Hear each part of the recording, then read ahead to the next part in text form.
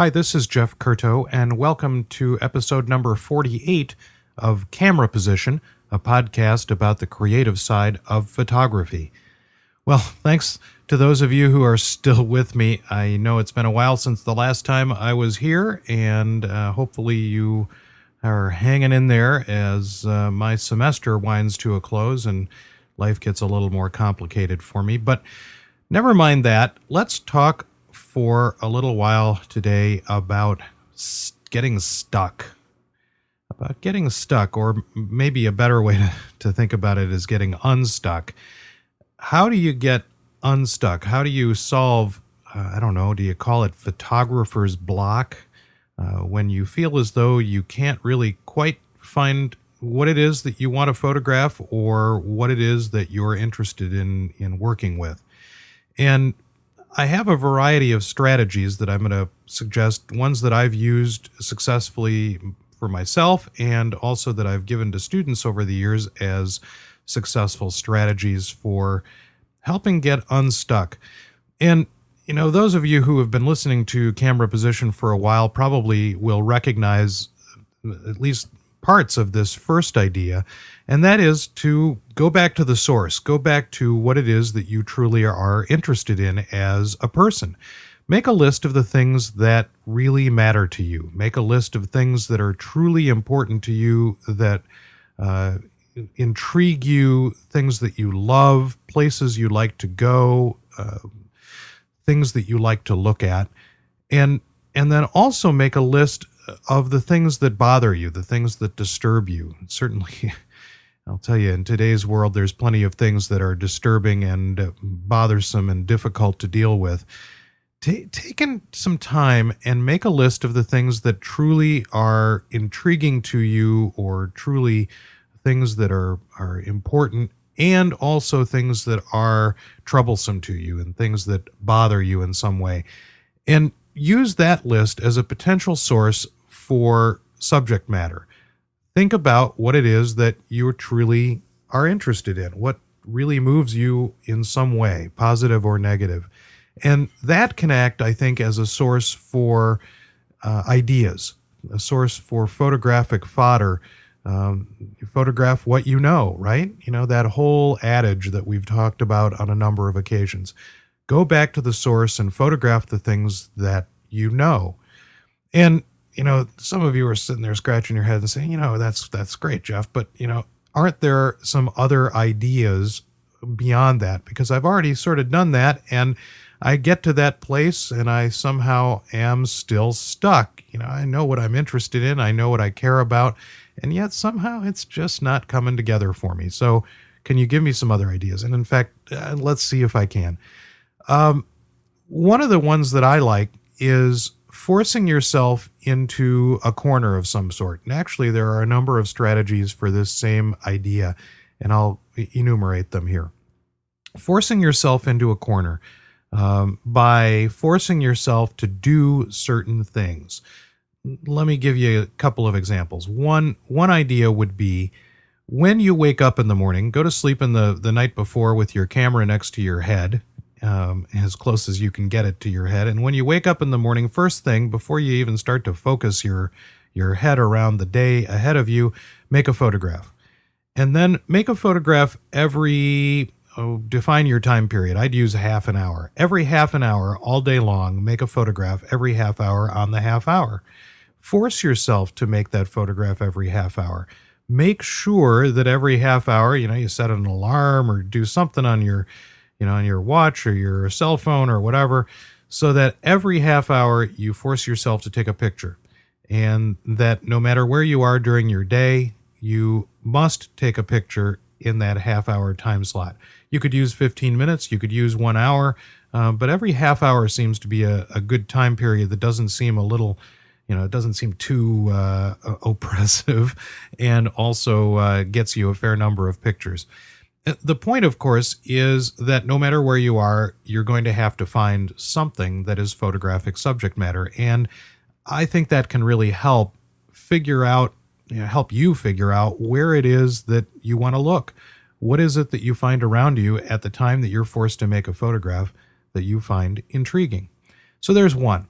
Here's another one that I think is also worthwhile, and it actually is something that's kind of more useful in some ways in the film world than in the digital world, because the digital world doesn't have some of the same kinds of limitations, but you'll get the idea here, whether you're shooting film or digital, that what would happen if you forced yourself to make a certain number of photographs in a certain period of time. So, for example, you decide to make, let's say 50 photographs in 20 minutes or 50 photographs in 15 minutes.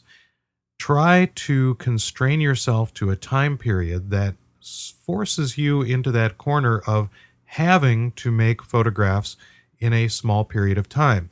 If you force yourself to make photographs in a small period of time, and I'm suggesting here going to a place or putting yourself into a position where you know that there is at least some photographic material around you, and forcing yourself to make a certain number of photographs in a certain period of time. Again, a little easier to do with film. Finish that 36 exposure roll in 15 minutes. That can be a terrific freeing up exercise and a really excellent way of helping you wrap yourself around how to accomplish just seeing, just looking at the world without really any kind of preconceived notion. Another concept along those same lines is to make photographs while not looking through the viewfinder. And for some of you, depending on the format of camera that you're using, this might be a little easier than for others. If you are using a small format camera, this is quite a bit easier. Medium format users, not too much more difficult, but the large format folks out there might find this to be a little more complex because of the nature of the beast of setting up the camera on a tripod. But this might be an excellent time for those large format users to break out the small format camera that you typically don't use, and that's what I do in the situation that I'm about to describe. Don't look through the viewfinder.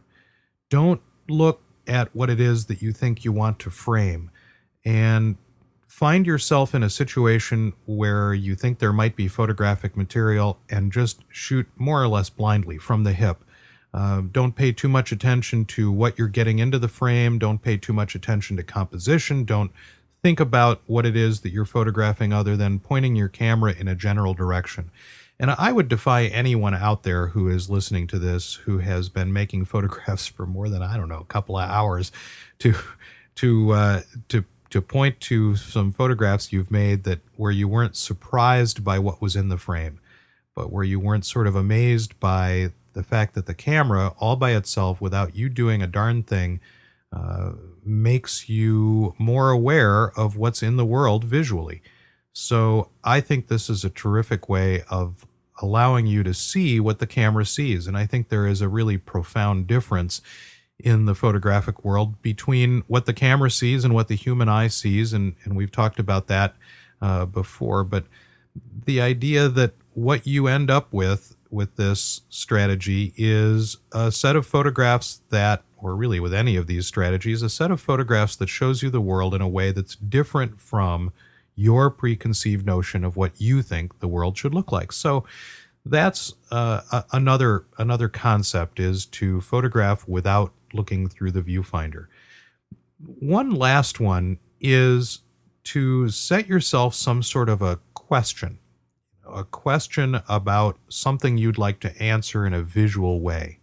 One of my favorite ones to both do and also to give out as an assignment is, what's in the kitchen? What do you find in the kitchen? Food materials, a variety of different kinds of things that you could find that are in the kitchen that offer up a variety of interesting photographic possibilities.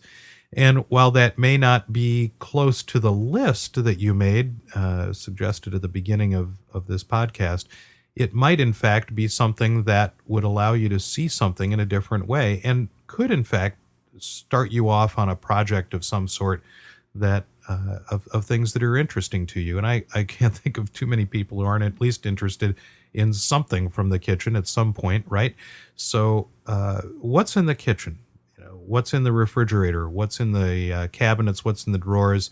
Oftentimes, kitchens have interesting light qualities, both light coming in through windows and also light from light fixtures that we usually use in kitchens to help us with our tasks in that space. A listener to Camera Position who is out there and who is in some ways the embodiment of this last idea is David Quigg. David has been regularly sharing images with me over the last year or so, and boy, here's a guy who is constantly finding new and intriguing things to photograph simply by just looking at the world around him. And one of his favorite spots to look is, in fact, the kitchen. And he spends quite a bit of time looking at just the strangest looking things and making these sort of otherworldly foodscape, landscape kinds of images out of what he finds in his kitchen. So I'll put some images by David here in the podcast, and also put one on cameraposition.com on the blog page, and link you up to his Flickr site, which has got some pretty terrific stuff. David also is doing something that I've known a lot of photographers who have done this over the years, and I'm not one of them. I have to admit I'm not this disciplined, but David is a photographer who makes sure that he doesn't let a day pass without making some photographs. And that's a pretty interesting strategy. Forcing yourself into a corner, forcing yourself to decide to make at least one photograph every day. And I'll give another example of a friend of mine, somebody who I think is a pretty interesting photographer and a terrific person, Suzanne Szucs, who has been photographing a self-portrait every day for, golly, I don't really know how long. I'm going to have to take a look on her website, but I'm going to guess that it's probably been 15 years, maybe longer.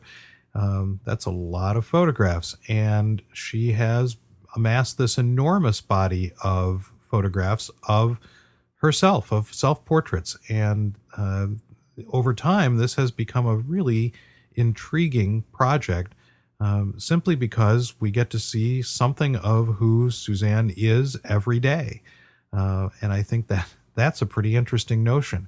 And it relates, I think, to a number of photographic ideas that I have found intriguing.